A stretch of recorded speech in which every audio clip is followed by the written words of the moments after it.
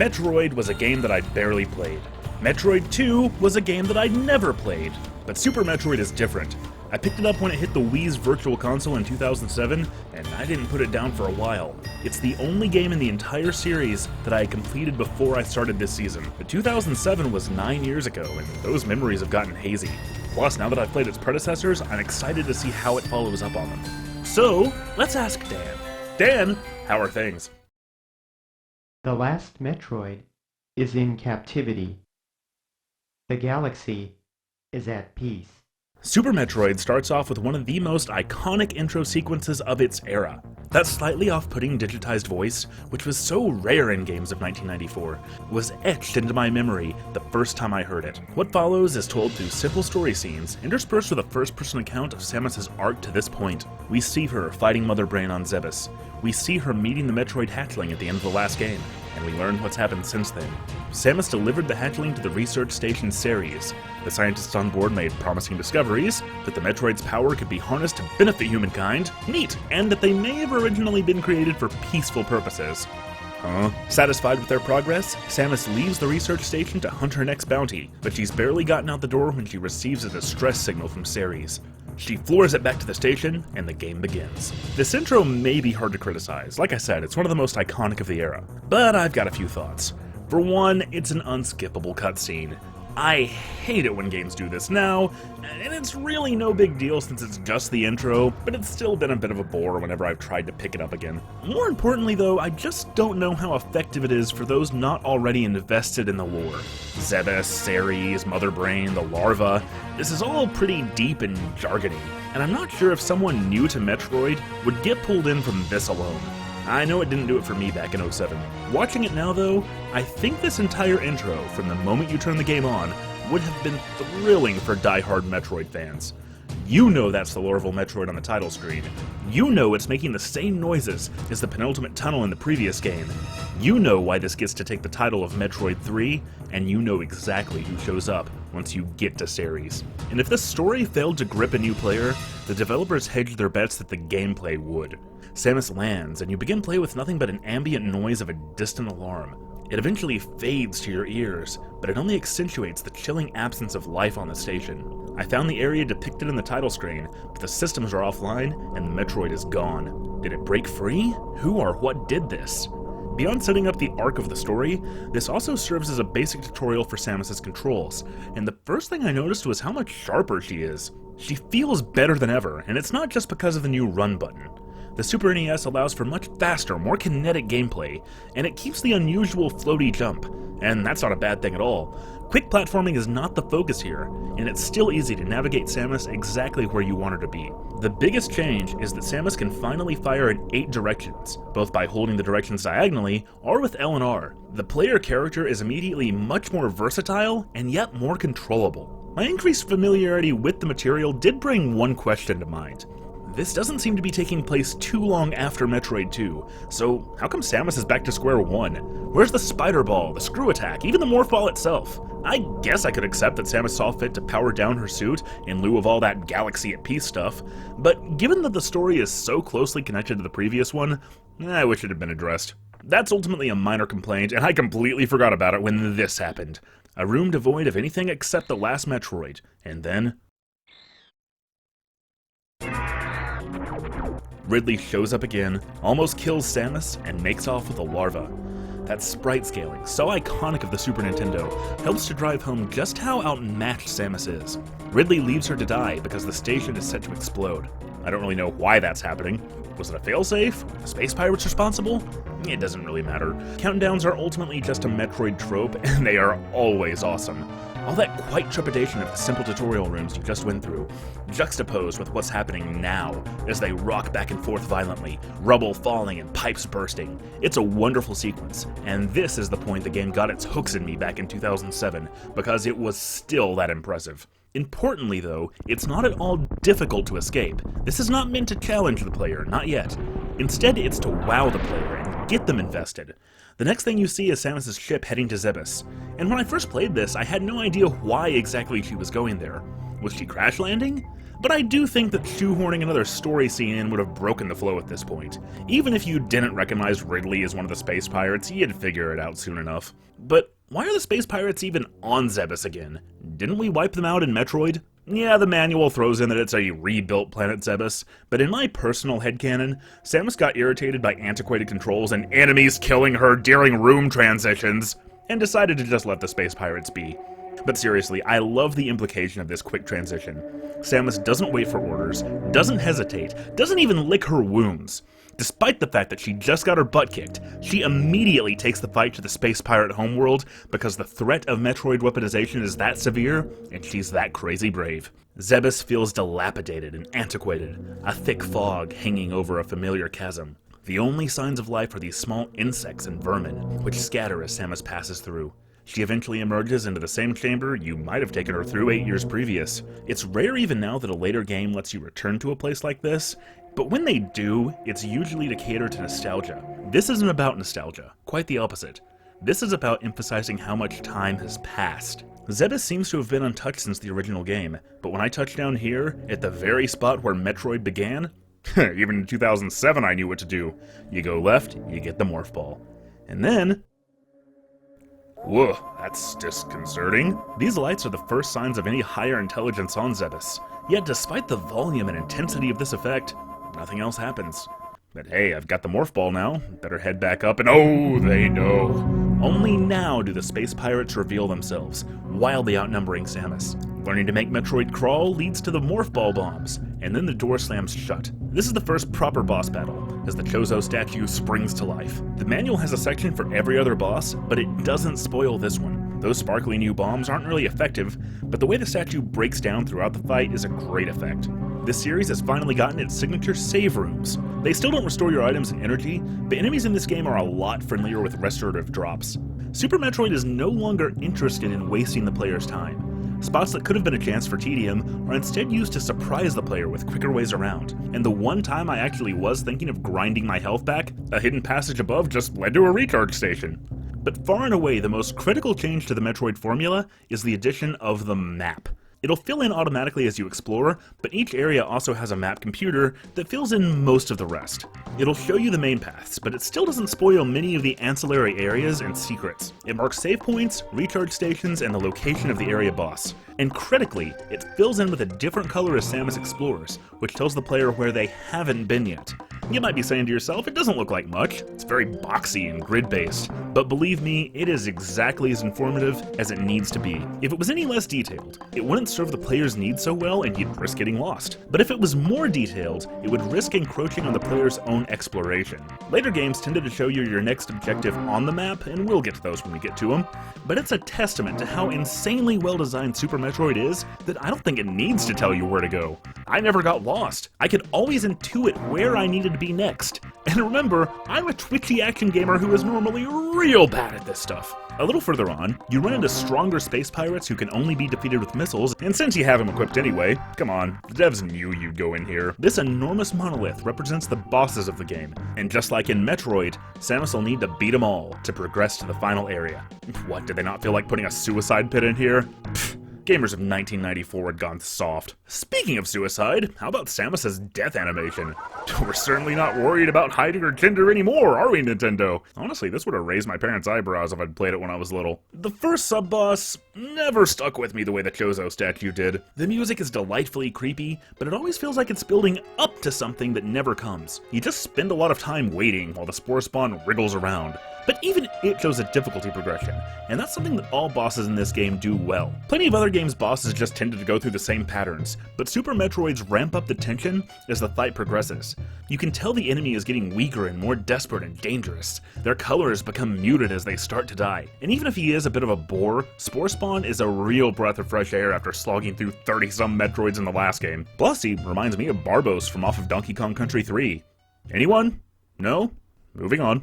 The prologue set up the story and made Samus feel insignificant versus the might of Ridley and the Space Pirates. Conversely, this first section of the game is all dedicated to making the player feel awesome and powerful, but it accomplishes this in a very different way from most other games. Just letting you curb stomp your way to victory wouldn't be consistent with what had come before. So instead, Super Metroid presents you with challenges that feel monumental, but aren't nearly as daunting as they seem.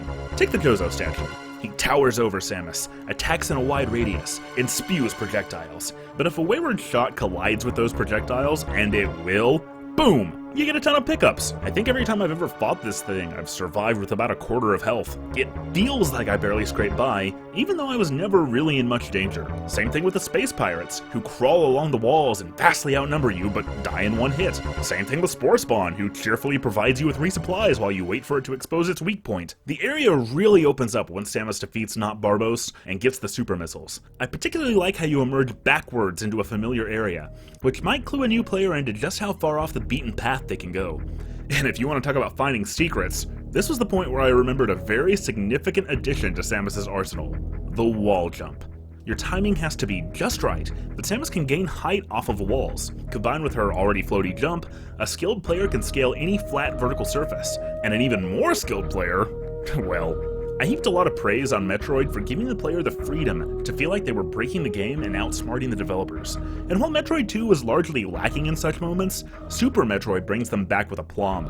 Right here, what's supposed to happen is that you take the elevator down into Norfair, learn that there are areas that Samus can't take the heat down there, collect a few upgrades, including the high jump boots, then head back up and use those boots to access this area, behind the wall in the elevator room.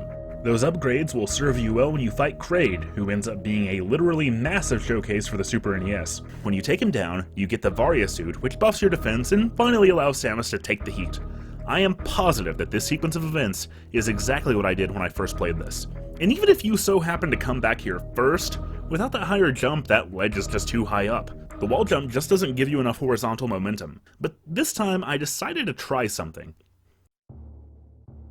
Now, I'm no genius. That's a real obvious trick that I'm positive was caught in development. And it would have been easy to just make the ledge higher or even lock the door. But nope, Super Metroid just lets you proceed onward, all the way to Kraid, and I had a much rougher go of it without the upgrades. Developers who didn't respect their players so much might have scoffed at the idea of allowing them to even do this. They'd have seen it as something to be fixed. The fact that you can break this sequence is an example of how mature Super Metroid is. The developers give you so much leniency, with the expectation that you'll be able to handle the consequences. And that responsibility continues to grow in Norfair. To this point, there's been a map computer near the beginning of every area, but Norfair locks it behind a door I couldn't open. So I had to circumnavigate these tunnels and fill out the map myself. Norfair is also where Samus picks up the speed booster, and it's my favorite ability in her entire arsenal. I'm gonna give you guys a moment to process this. Me liking a speed upgrade. I know you're astonished, but we'll get through this. Given a wide enough stretch of land, the run button now enables Samus to bolt directly through every single thing in her path. Heck, the name kind of undersells it, unless the team had a premonition of what boost would mean in about 14 more years. The speed booster also enables a more advanced technique. Press down during a boost to store power, then within a few seconds, Samus can dart off in any upward or horizontal direction at the cost of health. I've never been particularly good at aiming anywhere but up, but man, it makes Samus out to be so much more powerful that she's capable of stuff like this. It's an ability that would become integral to speedruns, and speaking of which, I just found another cool thing. Look, backtracking is a necessary evil in games like this, and while it's never been my favorite thing, I accept it comes with the territory. In Norfair, you're meant to get the speed booster, use it to collect the ice beam, then backtrack all the way to Brinstar to get the power bombs. Then you head all the way back to Norfair and use the power bombs to reveal a hidden tunnel in the ice beam room that leads to the next boss, and if you're not sick of going through the same sequence over and over and over again, you still need to back out for a fourth time. And that's all fine for your first time through. It'll help a new player keep a good handle on where they're supposed to be going. But guess what? A well-timed wall jump can get you the wave beam early. It lets you shoot through walls, which lets you hit a switch from the wrong side, which lets you proceed without ever leaving Norfair. And again, they freaking knew!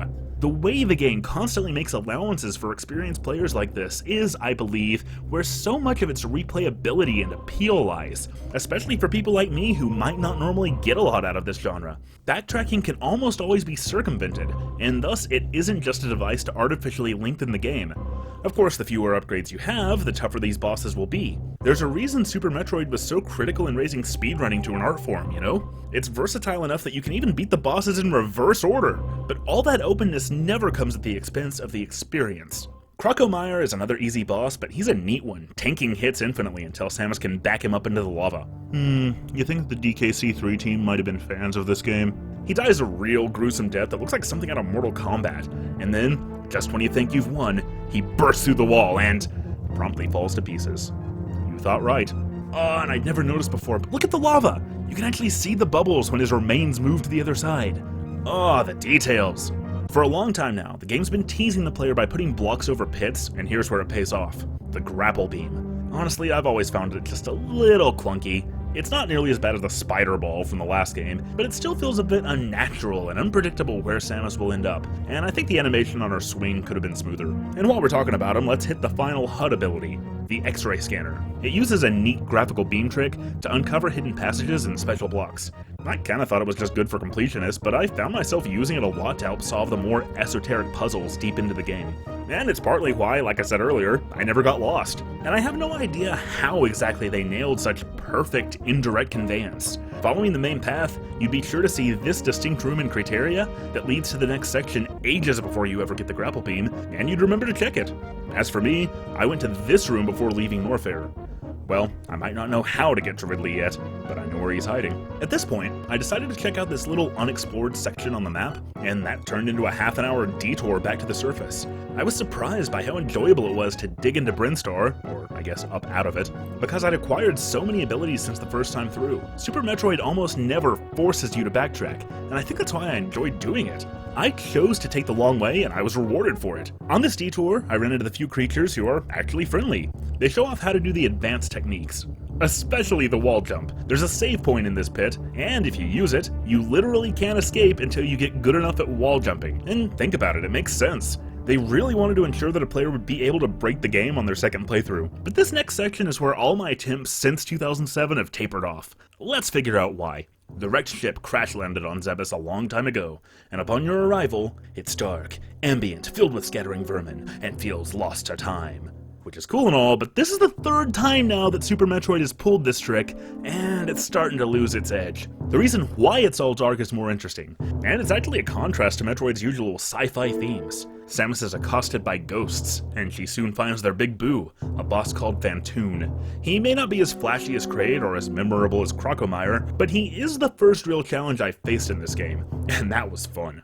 I especially like how unfair and unavoidable this attack seemed until I remembered to use my head and just jump through it. It's very appropriately Metroid. Defeating Phantoon turns the power back on, and I don't know. I get that it's supposed to be a wrecked vessel, but it feels convoluted and cramped, and worse yet, the game seems to suddenly be a little more okay with wasting time. Like, why does this room want me to defeat all the enemies to open the doors every single time I come through it? And it keeps wanting to drop me back toward the water. Water is not fun to be in this game, although it does have an unusually accurate depiction of water physics. But I think at least that part is intentional. It makes it all the more satisfying when a Chozo statue literally delivers Samus by hand to her final form, the gravity suit. The way that Samus gains and loses and regains power-ups throughout this series is typically something that can be hand-waved as a consequence of it being a game first and a sensible, logical story second. But the way this Chozo is highlighted calls attention to it and raises some questions. Unless my osmosis knowledge is wrong, I think Samus was raised by the Chozo, and it's their tech that gives her her abilities. So the fact that a ship just so happened to be carrying this statue, which only springs to life and uncovers a hidden path beneath a bed of spikes where a morph ball is inserted, just raises some questions. Questions that I don't think there are any answers to. It's an ancient, unsolvable mystery within the lore of the game, and I really like that. Now the game dunks you in the water and lets you experience the freedom the gravity suit brings. The wrecked ship feels a bit tacked on. It's still not at all bad, and the boss in particular is one of my favorites. It just doesn't quite meet the same standard of quality we've had up till now. It is ultimately a very short section of the game, but I was happy to leave it. Samus is gonna need that gravity suit, because what comes next is Metroid's first stab at a water level. Now the fact that she controls exactly the same way regardless could have made that distinction moot, but Meridia stands out as an apt depiction of the deep sea. In real life, the deeper under the sea you go, the more strange and almost alien the creatures become. Super Metroid manages to capture that difference. Near the top of the map, things don't seem so weird, but as you explore deeper, the entire tone changes. Meridia's use of a screen filter, the enemies and creatures you'll find down here, the way bubbles constantly emerge from Samus's helmet, and especially that music, all make it memorable and distinct. This extends to the terrain too.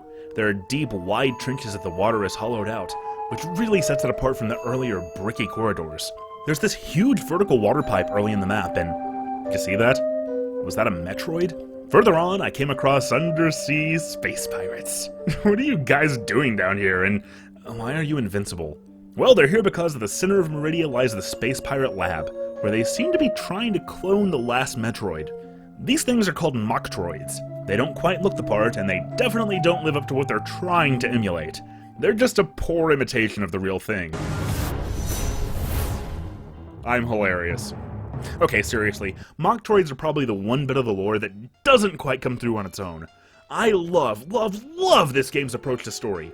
Aside from the intro, it's all subtext. But unless I had read about Mocktroids in the manual, I don't think I'd have picked up on what's going on here. The sub-boss here is Batwoon, and he's... I literally had no memory of him at all. He's fine, he's just like a lot of other 16-bit bosses. Fortunately, Dragon more than makes up for him. He has a great design and is just powerful to the point of being intimidating. I remember really struggling with this guy my first time through. He has a fantastic exploit if you think outside the box.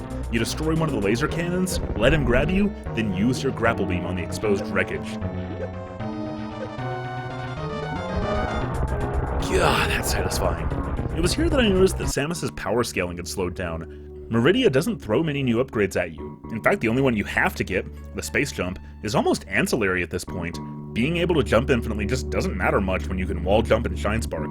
So instead of focusing on upgrades, Meridia becomes far more open, obtuse, and difficult to navigate. Even when you get the map data, it leaves out interconnecting tunnels to critical areas. But that's all entirely appropriate. By now, the player shouldn't need a continuous supply of power-ups to encourage them. So, by opening up like this, Meridia allows you to put everything you've learned and everything you've earned to good use. And it's only if you do take the time to clear out the whole map that you'll find Samus's final arm cannon power-up, the Plasma Beam. It cuts through those scuba pirates with ease, and getting something so powerful incentivized me to check the other side of the map, where after a complex series of tunnels, I got the Spring Ball. Yay! But hey, there's only one boss left, and I know just where he's cowering. It's finally time to strike back at Ridley. Forget everything I said about the space jump being ancillary. You need it just to get in here. Meridia was a challenge due to its wide-open navigation and puzzles, but it was eerie in its tranquility. Lower Norfair is a powerful contrast. It's a linear shot that's challenging not because it's obtuse, but because it's hard. Enemies take tons of hits and send you hurtling. There's lava everywhere, and rooms where you have to skillfully navigate with timed jumps, and enemies who red-hot kick and become weak for a few seconds. They all whittle away at your health. It's tense and exciting and frustrating, and I'm having so much fun! I thought another fake Chozo statue, but where the first time was about making you feel like you'd overcome something, now you get a real fight on your hands. He takes tons of hits and has so many attacks, and freaking catches your missiles and throws them back at you. Then you get the iconic screw attack and you're gonna freaking need it, because Lower Norfair, well, it's freaking brutal. It reminds me a lot of the original Metroid actually, but all the challenge here is fair and punishing. Seriously, I was all ready to count off on Super Metroid for being a little too easy for my tastes, but that was only because I'd forgotten about this. Because I'd forgotten about Ridley, who you finally confront, and who just starts wailing on you. You remember how last time I complained that the Metroid's style might not make for the kind of skill-based boss battles I like? I was wrong. To this point in the game, the only time I had died was when I did it on purpose to get footage, and I was hoping to keep it that way. And with only a sliver of health left, Ridley caught me. And I knew that was it. I'd lost my little self-imposed challenge. I didn't remember that Ridley grabs you and then he dies. Super Metroid gave me a steep enough challenge that by the end my heart was racing, and I never would have expected that out of this series. I went to the next room only to find... oh, the last Metroid is no longer in captivity. In Metroid 2, the road to the finale was a bunch of boring tunnels with nothing in them. In Super Metroid, Ridley is almost on the complete opposite side of the map, but the journey is not boring. Same as my detour earlier, I was moving through areas I hadn't been in a very long time, and the powers I'd earned since uncovered a lot of secrets. But at last, it's time to shatter this statue and break into Torian, the Space Pirates Command Center and home of Mother Brain. Mother Brain is an artificial intelligence created by the ancient Chozo. The AI turned rogue when Zebes was invaded by the space pirates, deciding that with their help, she could, quote, reset the universe back to zero. She is the mad operator behind all of Zeb's defenses, and appropriately enough, the brains behind the Space Pirates' every move. Samus destroyed her and the old Torian Command Center back in Metroid, but the Space Pirates must have performed a system restore when they came back. And it looks like Mother Brain has figured out how to clone the real thing. Just as they have near the end of every game so far, the series' namesake finally show up for a fight. And they're as easy to take down as ever, which drives the point home. Samus is the one thing they fear. Then I ran into the strongest drones in the entire game. The only way to beat these guys is with 5 super missiles, and still they go down. But then I came to this room and... oh, there used to be a boss fight here. Enemies all around crumble to dust. Then... God, could this even stronger side-hopper be what's causing all this? Nothing I do affects him until... that right there is Super Metroid's namesake. That is the Super Metroid. It sucks the side-hopper dry, killing this creature that I couldn't even damage. Then it turns its attention to Samus. Not even the screw attack can save her, and I felt like I was missing something. I felt like there had to be some way to fight this thing. But then, Samus's low health alarm kicks in, and the Metroid is reminded of something. Reminded of where it heard that sound before. Because this Super Metroid is the very same one that imprinted on Samus back on SR-388, taken by Ridley and mutated into this abomination. It flies around crying, confused and conflicted, and leaves Samus alone. But while Samus catches her breath, I guess this is my last chance to air a few general nitpicks. I wouldn't call any of these flaws per se, but no game is perfect. First, it would be really nice if you could see your completion percentage without having to beat the game. Second, screen transitions take a little too long, especially after they were so snappy back in Metroid 2. And I know this last one's gonna be controversial, but there's one other thing I think I might enjoy more in the earlier games. The music. There's just nothing here that sticks with me like Brinstar Depths or Metroid 2's overworld theme. But that is really more down to how Super Metroid uses its music to complement its ambience. I just prefer my game soundtracks to be more upbeat and melodic to complement the gameplay, but that's just me. And Super Metroid's more cinematic approach is to its benefit. But then we come to this room. This is the final save point in the entire game, and it is, in my opinion, the one and only thing that is outright flawed about Super Metroid. Because if you save here, you can never go back. This door, for some arbitrary reason, just never opens once the Super Metroid shows up, meaning that unless you already have everything, you'll never be able to get 100% completion on that save file if you use this thing. I'm not a completionist myself, but even I know, this was the wrong decision on the part of the developers, and there's no defending it. The only reason I can think they would do this would be so new players would have to play through the whole thing again, and maybe then they discover all those cool sequence breaks. That might explain it, but it still doesn't excuse it. But hey, if a wayward save point is the one blemish on what is otherwise a tour de force of game design, even that's nitpicking. So you just don't use the save point and move on. One more time, the game leverages fans' expectations by repeating the Mother Brain fight from the first game. Oh, she goes down real easy, but is that it? So, I guess they did more than just a system restore. Mother Brain has a mechanized body that kicks in as soon as she's knocked off life support. She howls with this terrible mechanical roar and just lays into Samus. I'm unloading everything I have and she doesn't bat an eye. Instead, she closes that eye and charges this. Oh, the humanity! I can't control Samus anymore. She's too weak, and she definitely won't be able to take another blast like that. That's when, in an act of redemption, the Super Metroid absorbs the laser and sucks Mother Brain dry. It starts restoring Samus's energy, but you might notice the boss music is still playing through all this, and the first sign of trouble you'll see is a breath. Mother Brain wakes up. Now, all through the game, every boss I've fought has gone from vibrant colors to more muted tones as I've taken them down. So, I knew exactly what was happening. The Super Metroid is dying as it tries to protect Samus. It charges at Mother Brain and... Way back at the start, it was hinted that the researchers at Ceres had found a way to use Metroids for good. Chekhov's gun fires here, because the Metroid absorbed Mother Brain's laser. and when it dies, that energy is transferred to Samus's power suit. There may be no other final boss in gaming that is such a curb stomp. Mother Brain can't even do anything unless you just decide to stop firing, and if you do, you'll see she's in a terrified panic. Every shot you take sends her reeling. You can feel the impact, and it doesn't take long for the leader of the space pirates to be torn to shreds. This fight is not difficult if you found even a few extra energy tanks. I don't think I've ever even died here. Ridley was way more challenging. But here's the thing. I had forgotten all about Ridley in the past 9 years. This sequence is not a challenge. It's a spectacle of perfectly balanced game design that both teaches and speaks through subtext, culminating in one of the most poignant, satisfying moments in the history of this medium. And I remembered every last detail of this. It's even more touching to me now because I rescued this Metroid. Mother Brain's death triggers a chain reaction all the way to the core of Zebes. The game is bookended by explosive escape sequences, but this one is on a planetary scale. It's bittersweet to see such a cohesive and complete world on the verge of meeting its demise. Throughout the game, you can find places where the map connects to another section where it doesn't really need to, just because. The development team invigorated the world with details, even when they were unlikely to be noticed or appreciated. If you're low on health, you can use your weapon rations to heal yourself. You can disable upgrades from a menu, even though there's absolutely no reason to do that.